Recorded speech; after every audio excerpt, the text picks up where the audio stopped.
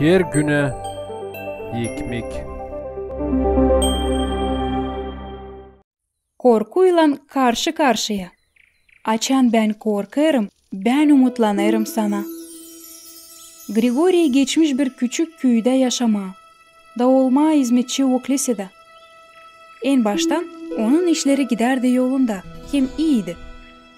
Ama bir parça vakitten sonra köyün bir yaşayanı başlamış hizmetçiyi azletmeme. O adam çıkartmış bir fena historia Grigoriy için. Kabahatlamış onu öyle işlerde, hangileri hiç yokmuş olduğu. Da sonra yollamış o historiyayı gazetanın redaksiyasına. Ki hepsi öğrensin bu fena yalanı. Grigoriy karısından bile başladılar sık dua etmeye. Hani Allah durgutsun bu yalanı, zerek hizmetçinin yaşaması aktarılacak başa. Hep böyle David'in duaları da olurlar bize örnek.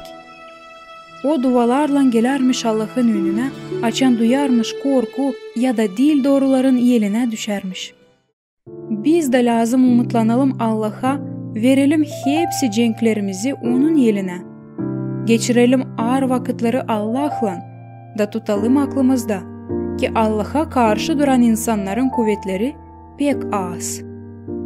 Niçinse gazete tiparlamamış Grigoriy için o yalanı. Allah işitmiş onun duasını. Ne türlü cenk geçirirsiniz bugün siz? Neden korkarsınız? Anladın onları Allah'a. O verecek size yardım hem kuvvet.